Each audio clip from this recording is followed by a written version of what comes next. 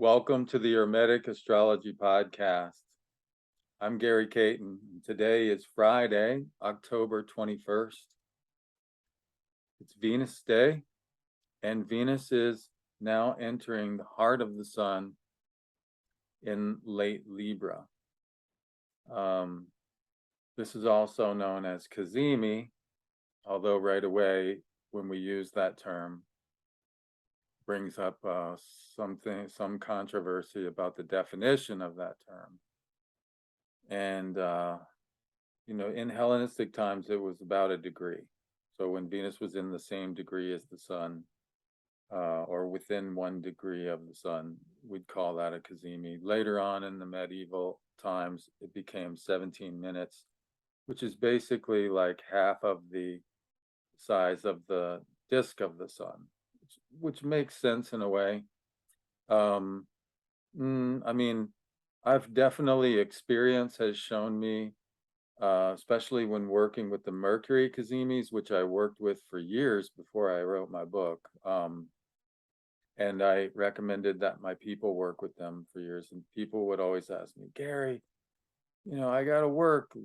I got to do blank, the day of the conjunction. Can I do it the next day or can I do it the day before? And it's like, I'm a Virgo moon. I'm like, I really want you to do it on the exact day, but, give it a shot. It can't hurt to try.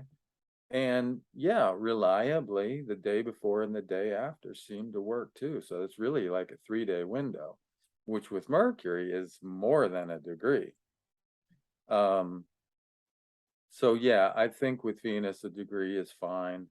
And in fact, earlier today, when Venus was culminating, because it's Venus Day, and also because the moon is in a much better shape today than it is tomorrow.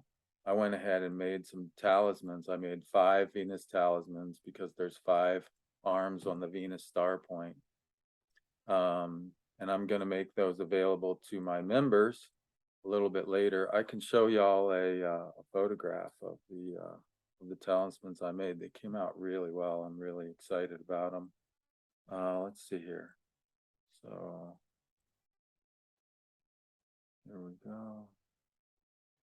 And by the way, if you're listening at home and you want to see all the visuals that I'm referring to, just check us out over on YouTube, and I have prepared a lot of nice visuals to go along with this lesson. So yeah, I have 2 of these where I got these. These are like silver dollars that have been painted with Botticelli's Venus, like the face of Botticelli's Venus. And then on the back, it has Venus with the 5-pointed star inside of the Venus circle, and the sign for Libra, and it has peace above and love below. And then I have one that's made out of lapis lazuli. It's like a lapis lazuli medallion inside a piece of brass, and that just has the Venus star on the front and Libra on the back. And then I have 2 copper coins that have the symbol of Libra on the front. Well, like a picture of a scale on the front with the word Libra. And then on the back, it has the Venus star with the words creativity and harmony on the back. You can see in the picture here is a couple of apples that I picked from the trees in my orchard. And apples being sacred to Venus. And in fact, when you cut an apple in half, not top to bottom, but in the middle, like across the fat part of the apple, I guess. like if the stem's at the top, horizontal, okay? When you cut an apple like that, you get the 5-pointed star of Venus inside. The seeds make that star, so that's pretty wild. So I made these as Venus was culminating, in not just in her own domicile, but in her bounds as well, which I thought was also pretty cool, because by tomorrow she's not in her bounds anymore. So, in medieval terms, it's like a +7, I guess. You get 5 points for domicile and 2 for bounds. And like I said, the moon was in much better shape today. Here's the page from my report that I sent out to my people. And you can see here the moon at 12 degrees of Virgo is trine to the ascendant in early Capricorn and trine to Uranus. Whereas tomorrow the moon will be leaving in opposition with Neptune and forming in opposition with Jupiter. And yeah, generally you want to avoid oppositions and squares. There's only one, technically there's one square in this chart. There is a square between Saturn and Uranus, but Saturn will station before that square is exact. So yeah, I'm giving a pass on that one. They're not angular or anything. And so yeah, the lunar mansion today, which is Alzubra, if you reckon by the stars, the Alberuni marker stars, offers gain and glory. And so in the sense of gain being, you know, something that goes along with the nature of this talisman, that is, it also affords us wealth, because it's in accord with the recipe from De Imaginibus, the ancient tome from Tabit Ibn Qurra, the Iranian sage, for the house-based wealth talismans, because Mercury is the bound lord of the ascendant, and it's making a trine to Saturn, the ruler of the second house. And also the rulers of the first and second and eighth and 10th and 11th are all pretty good. So this is just one page out of what, there's like 42 pages in my monthly report that I send to my subscribers. And then you know, and that's 15, 20 or 25 bucks. That's one of many, you know, and then you get classes and you get a reduced rate with me, and you get access to my archives, which are rather extensive at this point because I've been doing this for so long. And then on top of that, you get access to these talismans, which I'm basically going to be giving away. I mean, this Venus Botticelli coin, I think there was only a few hundred of those made ever. So the coin itself is rather valuable. It's pure silver. It's a silver dollar. It's a silver eagle, not a silver dollar. It's pure silver, and then it's got the painting of Botticelli's Venus. So these are really nice. And I mean, I'll let people make a donation if they want to cover materials and shipping, particularly international shipping. But other than that, it's charity. You know, this is part of, well, not exactly charity. I mean, people are paying me to be part of, you know, the membership. So it's kind of like a bonus, I guess. And so there's that. When I pulled tarot cards, the first card I pulled was King of Swords, and I thought, yeah, okay, Libra, air, you know, that makes sense. And then I pulled the Ace of Wands, and I was like, that's, you know, aces are cool, but like, wow, that's a lot of yang energy. I mean, Libra is an air sign, you know. I was like, wow, I hope there's some feminine energy here too. So I asked specifically, is there also, you know, is the feminine energy balanced in these? And I pulled the two cards that perfectly correspond. The Empress is Venus, of course, and then Justice is Libra. So I was like, oh, wow, that's really nice. So yeah, I'm happy to be, I'm going to be sending out an email to my folks, my members, a little bit later. And so, yeah, if you're interested in becoming a member, be sure to stop by my site, dreamastrologer.com. And looks like I've got a little piece of apple there in my beard from when I was eating those apples after I finished. Yeah, stop by dreamastrologer.com. Check out the special offers page where there's memberships. If you're not interested in becoming a member necessarily, you can get access to my archives a la carte. There is a whole bunch of material just that I've done on Venus that a lot of people are into because I've been working with Venus for a very long time. You can get my Mercury bundle, you can get the alchemy bundle. There's a lot of stuff there. So check that out. And if you want to join us, like I said, there's so many layers of benefits. There's the monthly report, there's the monthly Q&A with me, along with a lesson. Um, there's the archives, there's the reduced rates. It's like $1.50 a minute. That's dirt cheap, really. I mean, I probably ought to raise that at some point.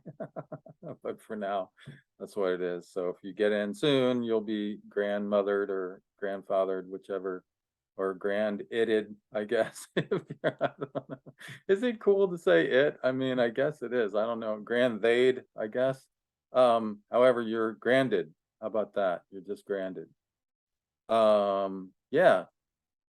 So let's talk about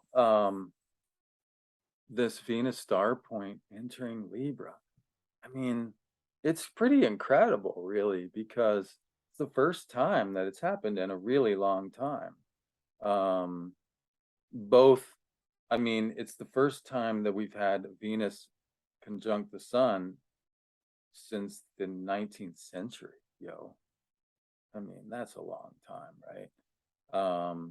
Since Edison's light bulb, actually. I was doing some research this morning. I was like, dang, that's wild. And I'm going to show you how that's even more wild here in a second. But let's just soak this in for a second. Um, you know, it's been a while since the Venus star point, any of the 5 arms of Venus, changed signs, since the 80s. So that's a long time for Venus to begin making conjunctions in a new sign. So this is a pretty momentous occasion, and particularly because it's going from a sign of Venus's debility, or let's just say a sign that opposes Venus's natural home, where she is far from her favorite place as possible, versus where she's in one of her favorite places. So, and honestly, with all of the super intense political stuff out there, and like just everything super intense, honestly, I think we could use a dose of Libra mellowness at this point in time. I sure could. It's why I live out in the country, man. If I don't turn on the news, I don't got to worry about, all of that nonsense. I'm looking out my window. I got apple trees, I got bunny rabbits, I got deers, I got blue sky, I got stars at night. You know what I'm saying? And it's peaceful, and I think that's my Libra South node showing up. Like that's a really necessary part of the equation for me. And I think, we can get lulled into thinking that, oh, we got to do the North Node, we got to do the North Node, but no, you got to do the South Node and then put it in service to the North Node. You can't just not do your South Node. It's like a critical foundation of who you are, I think. Anyway, I digress. Yeah, so I think that Venus entering Libra is a really welcome change in the zeitgeist, for sure. And it's also very interesting to me. One of the things that I wanted to look at, you know, um, I'm sure most people that are listening are aware that I wrote a book called The Mercury Elemental Year, and so I look at where the Mercury retrogrades are falling within, they're accenting a particular element every year. And it's, I fall back to the elements as one of my fundamental tools so often because they are, well, pun intended, elemental. And like for instance, I did a video with Julia Simas of the CIA Central, or the Cosmic Cosmic Intelligence Agency, and Maurice Fernandez was there too, we were talking about the Uranus North Node conjunctions, and I'll just share that. I'll share the video. I'll share the visual with you briefly, and then I'll put a link to that one in the show notes on YouTube if you want to check that out. Let's see. So we get that one out of the way. This one. Let's see. Oh, I gotta share my screen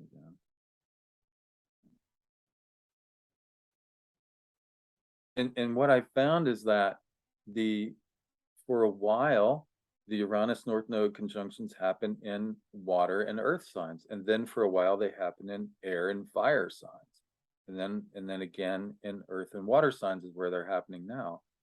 And I thought, it's interesting because it brings up that central question of, does the practitioner view themselves as heavy air quotes right here, scientist, or what I would rather call a technical astrologer, that is focused on technique and theory, and they it's more of a mathematical exercise for them, or do they view themselves as an artist, or a spiritual,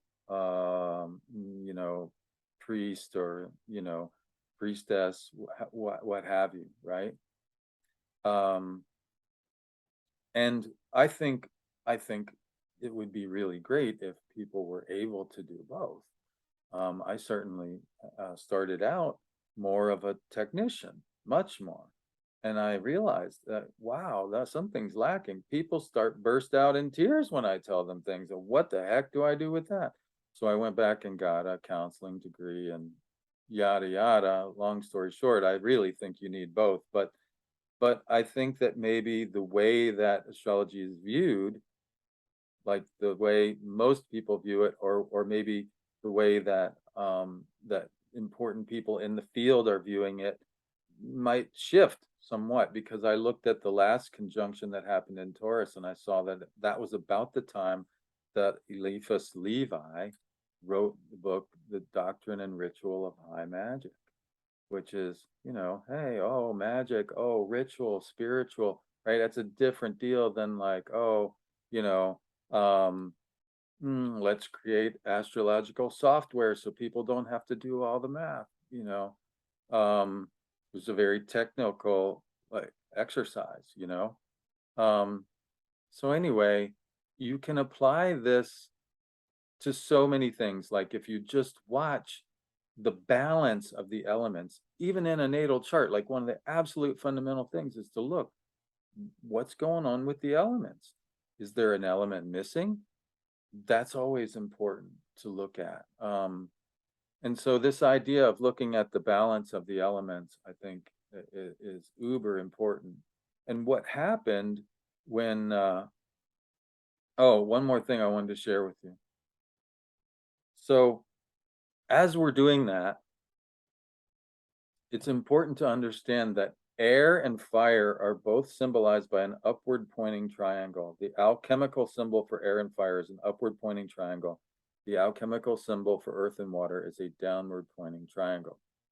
Okay, so we have the fixed downward pointing triangle and the volatile upward pointing triangle.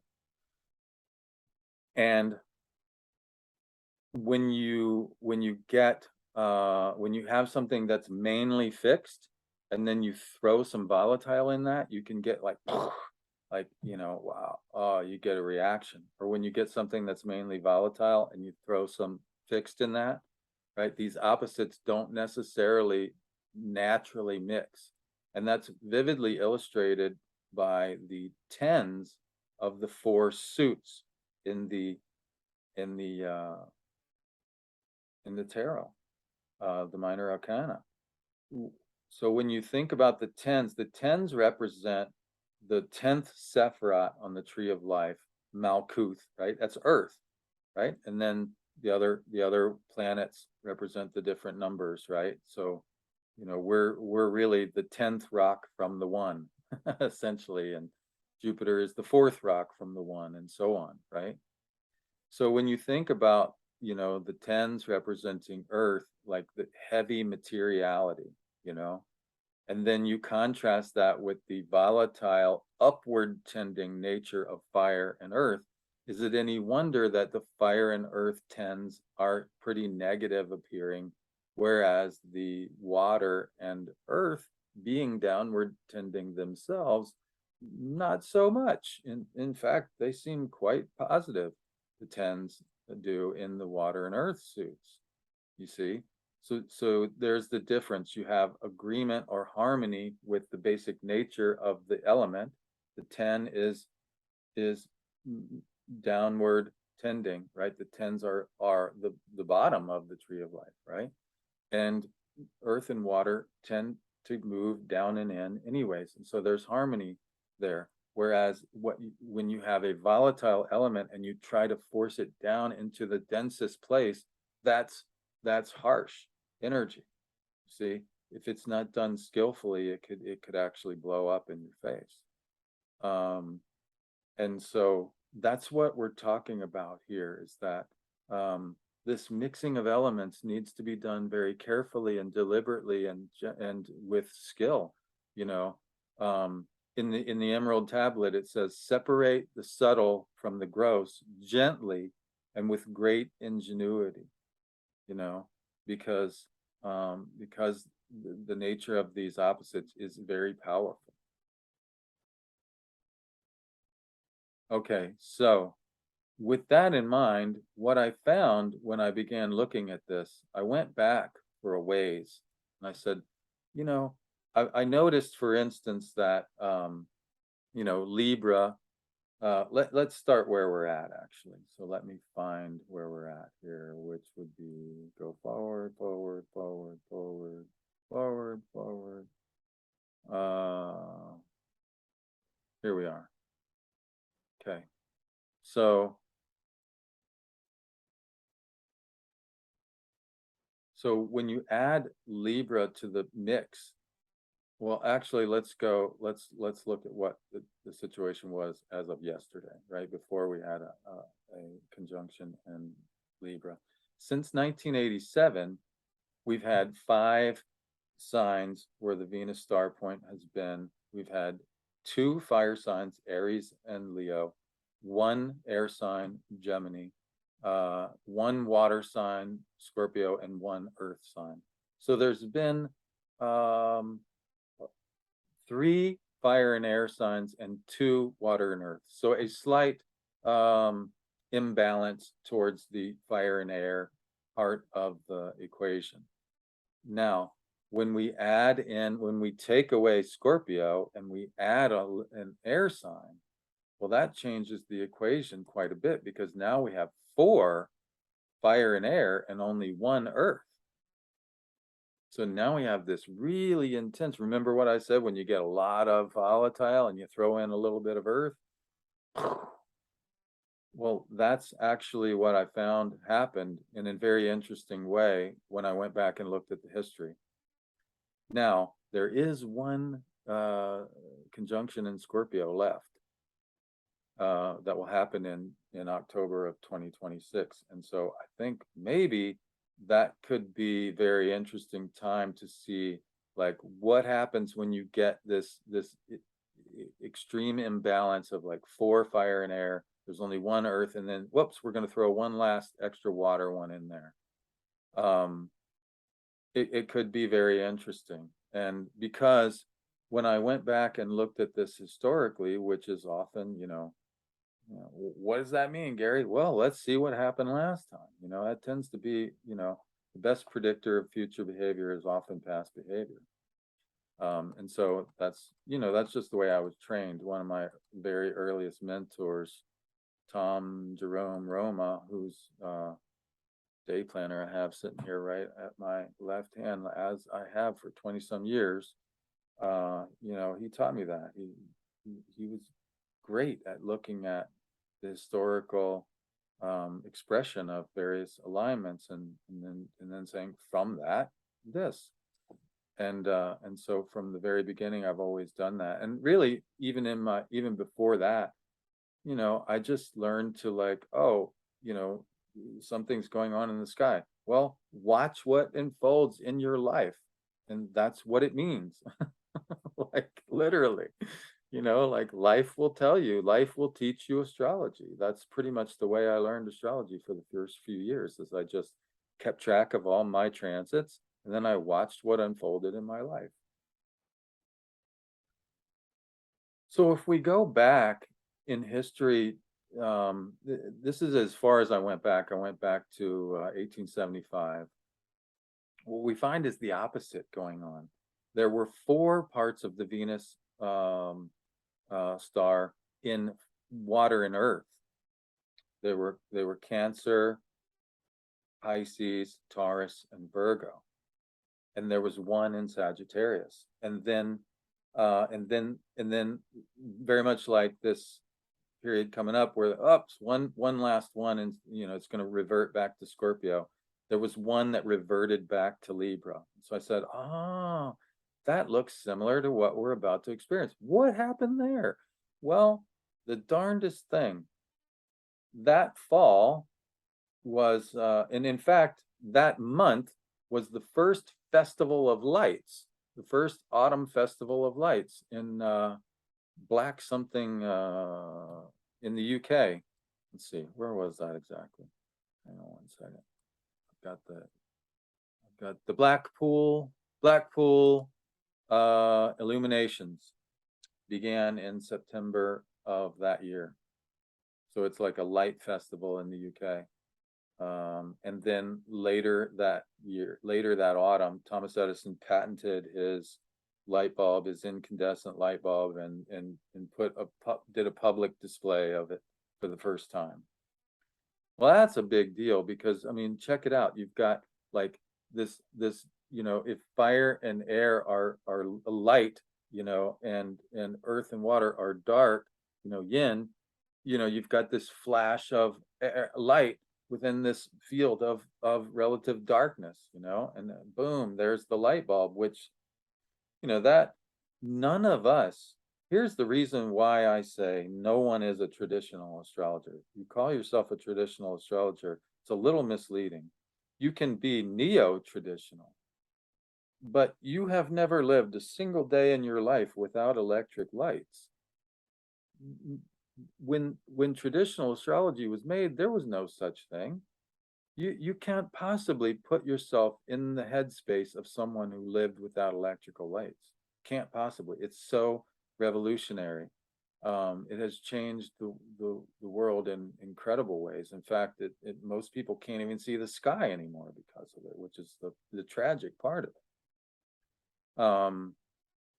But yeah, I thought, holy smokes, like that's what you get when you throw a little bit of volatile in a sea of fixed. It's like, whoa, I mean, blows up in kind of a good way, but also like, technology always, technology is a sword that cuts both ways. There's always a negative side. Everybody thought cell phones were great for a long time, and then, oh boy, oh, they do have a dark side, right? So, yeah, this was very fascinating for me. And when you begin to look at the balance of elements and the overall Venus star point, and what any one switch of signs is doing within that balance, that really tells an interesting story. And in fact, I thought about looking at Thomas Edison's chart here for a minute to see a little bit more about that. So let's just go ahead and do that. Thomas Edison was born February 11th, 1847. We don't have a time, and so I just use a Surya Lagna sunrise chart, which would be 7:06 a.m. in Milan, Ohio. And right away we noticed that, oh wow, Aquarius Sun conjunct Deneb Algeti. Deneb Algeti is a very interesting star. That is, it's a magical star. It's said to give riches, favor in lawsuits, which he certainly had favor in legal issues when, because he got the patent on this thing, whereas a lot of other people didn't. Yeah, I mean, he had favor in legal issues on a lot of things, actually. But also, I think Deneb Algeti being in the goatfish, it's kind of like these, Bernadette Brady talks about it, about being like a lawgiver. And like, electric lights became the new law of the land, kind of, to again, in not so great a way. I mean, there's only one street light anywhere near where I can see, and I'm really thinking about calling the electric company and asking them, can you put something around that thing so that it's not shining in my yard? I mean, I don't know. They probably, I mean, I don't know, maybe it's worth a shot. It never hurts to ask, I suppose, if you ask nicely. But anyway, the other thing you'll notice right away is that Edison has Saturn conjunct Pomelo, which is a royal star. And so here's a person who has a lot of fixed star power, and fixed stars residing in a sphere above Saturn, they often offer eminence. They were seen to be, that was one of the things. And certainly Thomas Edison is an eminent figure, you know. But also you'll notice that Venus is in Pisces in the second house. And so if we do the same thing that I do with the Mercury elemental year, and we look at the Venus conjunction before birth, you notice that it was in Sagittarius, and his natal moon is in that part of Sagittarius, that last decan where the Sun Venus. So he's, there's five, right at this point in time, there's five of them. Four of them are in earth and water, and he was born in the one that wasn't. So that's interesting. And then if we look at the one, actually, yeah, if we look at the one before his birth, which is where Venus would have made, or two before his birth, which is where Venus would have made her heliacal rise, her first visibility as morning star happened in Pisces, actually. If we go like a week before birth, what happened right in the middle of Pisces, and he was born with Venus in Pisces. So that's interesting because, and what that tells us right away is that Venus was entering the evening sky at the time Edison, because Venus tends to enter the evening sky in the same place she entered the morning sky, which is kind of interesting. So yeah, but now check this out. The Venus star point after birth is Libra. So this is a kind of a principle that I really feel very strongly about. The natal chart should not be viewed as a static, frozen moment. It is not. It is a moment that we look at that is it's part of a flowing river of experience. All of these stars and planets came from somewhere and they are going somewhere else. The place where Venus came from is Pisces and Sagittarius. The place where she's going is Libra. And so he was born in this time where the Venus star point was headed towards Libra. And then at the very last conjunction in his lifetime, and indeed for several, for another 100 years, the very last conjunction in Libra, boom, his biggest invention, the light bulb, happens. I mean, and it's in his 9th house with his north node. I mean, it's pretty remarkable. It really is. It's a pretty remarkable example. And I just discovered that this morning when I was like, okay, I need to do a podcast. It's been a while. Let's have a look at this. And I did some research and boom, here we are. So I thought that was really, really fascinating. And then when we go forward, we notice that the next period, the Venus star point from 1890 to 1926, this is a little more balanced. There's 3 water and there's 1 fire and 1 air. So slightly imbalanced towards the water and earth, but much more balanced than the previous period. Okay, and I'm not going to go through each period and give historical examples, although I would love it if someone would. That would be fantastic. And I that's kind of why I'm putting all this there is that, hey, here's a tool, have at it. And then this is another interesting example that kind of jumps out at you. So here we go back So in 1926, we go back to this dominance of four water and earth signs. We go back to Cancer, um, Scorpio, Taurus, and Virgo, with one in Aquarius, right? So there's this heavy dominance of fixed, and then there's one volatile, and then there's this first conjunction in Aries that happens in the midst of this huge dominance. So there's this volatile conjunction in Aries in April of 1929, and that's the year, of course, that like the stock market blew up. So you have this volatile, whoop, bubble up, and then crash. So you see what I'm saying? Stuff can blow up when you have this imbalance, and then you introduce something opposite in nature to it. So that's a really interesting example. Of course, this was about the time that the Nazi war machine was warming up, and then we've been in the Aries Venus star point ever since, and will be for a little while yet. Which that's a whole nother story. But I did think this was a very obvious example right away, and again, I'd love to see what someone else might have to say about this. Going forward from 1937 to 1964, we get back to a little more mellow. There's 3 in water and earth, and there's 2 in fire and air. We have fire and air are Aries and Aquarius, and then we have Cancer, Scorpio, and Virgo from 1937 to 1964. So it's kind of mellow, not really balanced, but when you got 5, you're not, 5 is an odd number. One of them is going to be more than the other, but you only have one more. And so it's as balanced as it gets when you got 5. And then in 64, something interesting happens, in that we switch one air sign for another. We switch, Aquarius goes to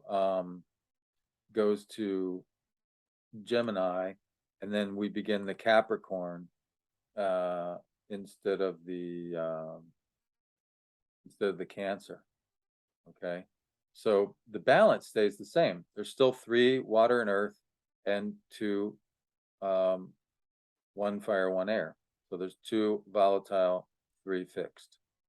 So from 1964 to 86. Now notice, so far, the entire period we've been looking at, the balance has always been more towards the fixed than the volatile.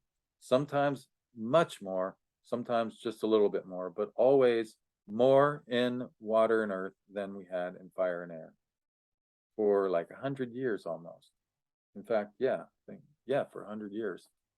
And then in the 80s, something shifts, and now we have a fire and air dominance for the first time. Since 1987, there have been 3 fire and air and only 2 water and earth. So for the last, 13, let's see, 20, 30, 40 some years, we've had Aries, Leo, Gemini, and Scorpio, Capricorn. So for the first time in a long time, now we have a fire air dominance. And this is interesting because this is pretty much when computers started becoming more mainstream, and the internet came around, and technology began to take off and really saturate the lives of the average individual, which I associate with fire and air because they are, it's like, how technology makes you feel. It's kind of like, it's high energy stuff. Although, I guess scrolling can do the opposite to you. You can end up feeling the opposite, but I guess I associate technology with fire and air because it's energy intensive. It tends to increase the pace. The pace of living has picked up, right? everything is so much more fast paced than it was when I was growing up. I mean, I'm one of the last generation of kids that played in the woods, you know, played outside. Everybody's, blah, blah, blah, blah, on these, doing these games and whatnot. I mean, I didn't do that stuff when I was a kid.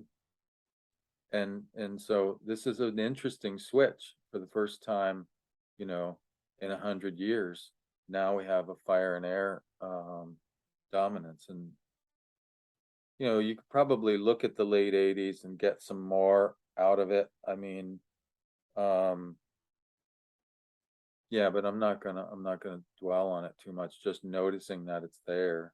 And then what's interesting is that, as I said, when you switch from Scorpio to Libra, now you get four in fire and air and only one in earth. Again, there will be that one last conjunction in Scorpio on October 23rd, 2026, which I think is going to be very interesting one to watch, because it'll be that it'll be that, like, you know throwing a piece of fix, into a furnace of volatile, like, whoa, what's gonna come out of there? Like, is it gonna land good? It's gonna be Edison's light bulb in reverse, whatever that would be, like something like feminine and down and grounding within a sea of like volatile, or is it going to be like the 1929 one where it was like, oh, the stock market blows up? um Maybe a little bit of both, but it is interesting that for the very first time in a very long time, we have 4 points of the Venus star in masculine, diurnal, yang, uh, fire and air signs: Aries, Leo, Gemini, Libra, and Capricorn. And that lasts until 2041. So this should be a very interesting. I mean, if I think the pace of living has picked up since the 80s, I can't imagine what's going to happen in the next, you know, 19 years. Is that right? Yeah. My goodness. I mean, it looks like we're just going to be like, on the bullet train or something. And again, that one conjunction in Scorpio being very important to watch, because it's this volatile, or sorry, it's this fixed dose of like heavy water energy within this, cauldron of fire and air. So that should be remarkable. And then after 2041, and I didn't really feel like looking till when, but till whenever, because like at that point I'm probably too old to care, to be honest with you. But it kind of calms down a little bit, but still, like we had been since the 80s, there's an emphasis on the fire air signs, but only one more than the other two. So we'll have one each of water and earth, and two air and one fire. So yeah, it'll mellow out a little bit, but still be skewed towards. So we went through a pretty long period where it was always skewed towards water and earth, and then starting in the 80s, it pretty much stays skewed toward fire and air. Now, this is really interesting. I did not expect to see that. I knew that the balance of the elements would tell me something. It always does. It's always very interesting. But I didn't realize like there would be this dramatic shift in the 80s between historical periods of like water and earth, and then moving into a fire and air period. Did not expect that. There was a lot going on in the late 80s. I mean, it certainly was a big time for me, and that's pretty much when my spiritual journey began. I left college and took off to see the world, and my life was never the same.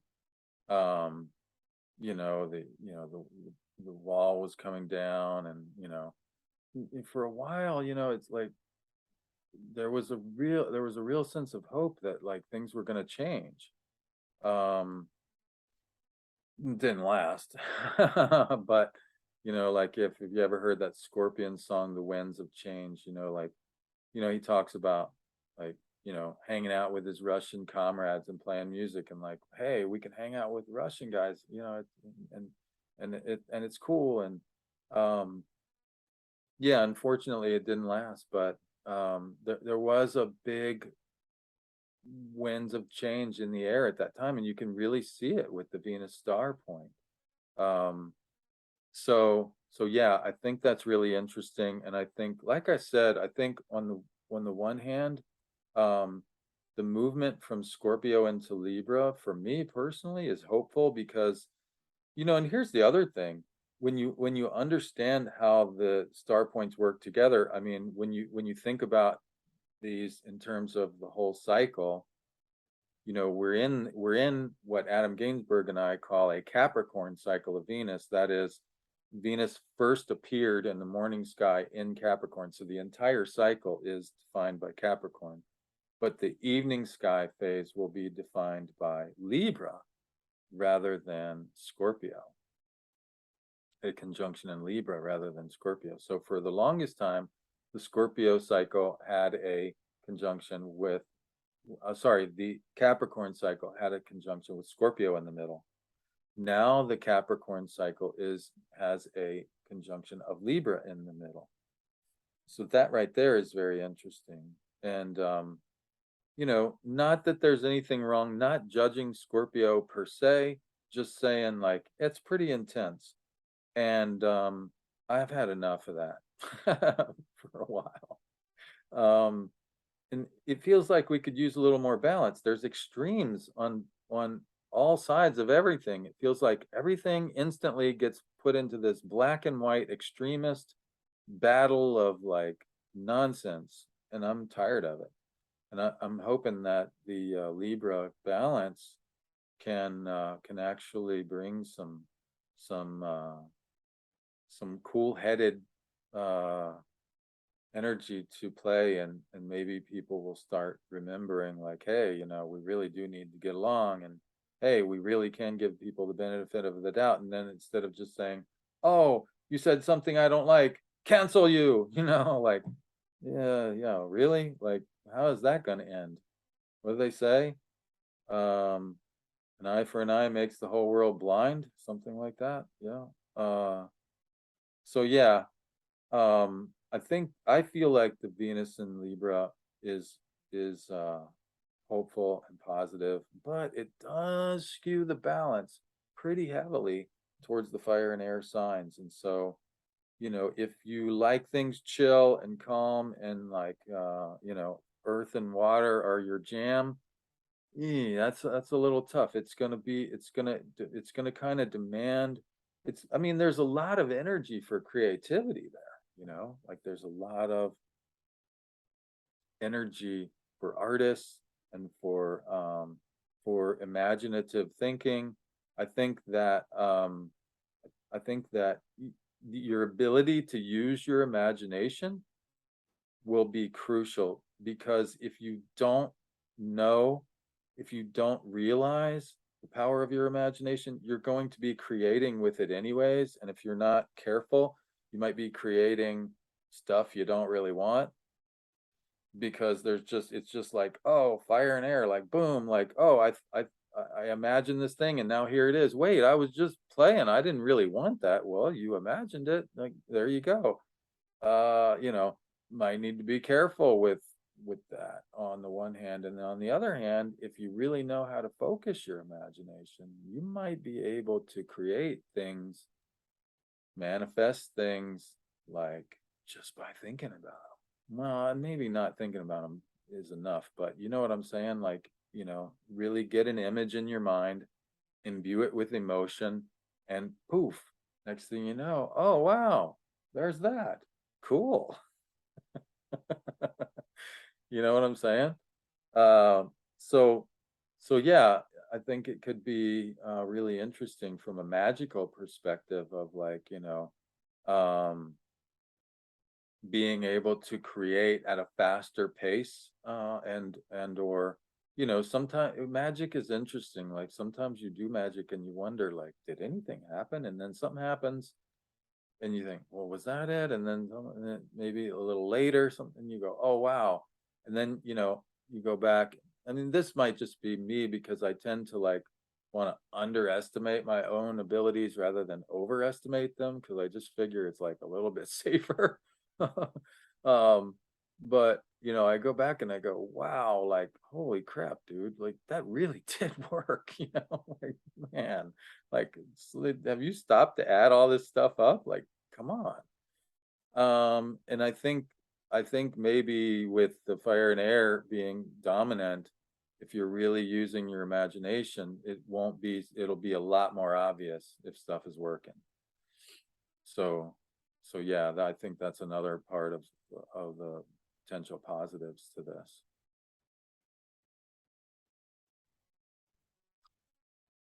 All right. So I guess that's about it for this time. Um, let's see. I need to pause for a second. So yeah, be sure to subscribe to my various social media: Facebook, Instagram, Twitter. Be sure to subscribed to my newsletter for more information. I'm on social media pretty regularly. I don't do a lot of newsletters, but when I have upcoming events and stuff, you will find out about them there. So if I'm doing collabs with any colleagues and stuff, my friend Lorianne Lothian contacted me today, and she's like, "Hey, I want to have you on to talk about the Mercury elemental year." I was recently on with Cassandra Tyndall, talking about the well-being astrology guide that I'm part of for next year. So tune into all that stuff for that kind of information. Check out the website. Consider becoming a member if you want to get heads up for more cool magical opportunities. This is a really rare opportunity that I'm really glad I got to take advantage of, and there's more of them coming. There's some really cool stuff coming down the pipe.